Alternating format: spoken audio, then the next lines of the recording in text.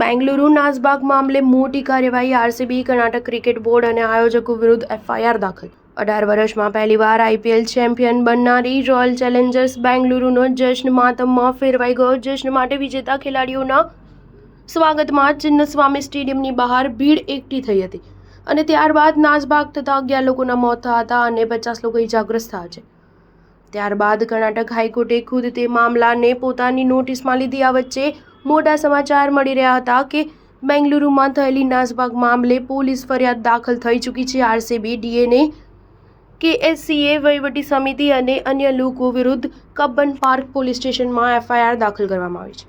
ફરિયાદમાં બેદરકારીનો આરોપ લગાવ્યો છે. આ સિવાય મુખ્યમંત્રી સિદ્ધારમૈયા, નાયબ મુખ્યમંત્રી ડીકે શિવકુમાર અને કર્ણાટક ક્રિકેટ બોર્ડ પર પણ આરોપ લગાયા છે. સામાજિક કાર્યકર્તા સ્નેહમયી કૃષ્ણાએ કબ્બન પાર્ક પોલીસ સ્ટેશનમાં ફરિયાદ નોંધાવી છે, જેમાં મુખ્યમંત્રી સિદ્ધારમૈયા, નાયબ મુખ્યમંત્રી ડીકે શિવકુમાર અને કર્ણાટક રાજ્ય ક્રિકેટ બોર્ડના પદાધિકારીઓ વિરુદ્ધ પર બેદરકારી બદલ દંડ સંહિતાની કલમ 106 હેઠળ કેસ કરવાની ફરિયાદ કરાઈ છે.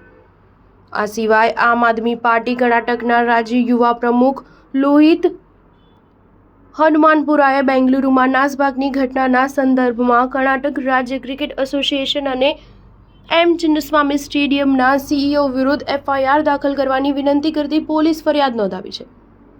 બેંગલુરુના ચિન્નસ્વામી સ્ટેડિયમ બહાર બુધવારે સાંજે થયેલી નાસભાગમાં મૃત્યુ પામેલી 15 વર્ષીય દિવ્યાંશીના પરિવારે જણાવ્યું કે તેમને એફઆઈઆર નોંધવા માટે લગભગ 4 કલાક રાહ જોવી પડી હતી. મૃતક કિશોરીના મૃતદેહને અંતિમ સંસ્કાર માટે લઈ જવામાં આવ્યો ત્યારે બેંગલુરુના યેલાહંકા સ્થિત શોકાતુર પરિવારના ઘરે સગા સંબંધીઓ એકઠા થયા હતા. તેના દુઃખી પિતાએ જણાવ્યું કે ગેટ નંબર 15 પર ધક્કામુક્કી થતાં તેમની દીકરી પડી ગઈ. તે સમયે તેમની પત્ની અને સાળી પણ ત્યાં હાજર હતા. સ્ટાર ન્યૂઝ 7 હંમેશા સચ્ચાઈની સાથે.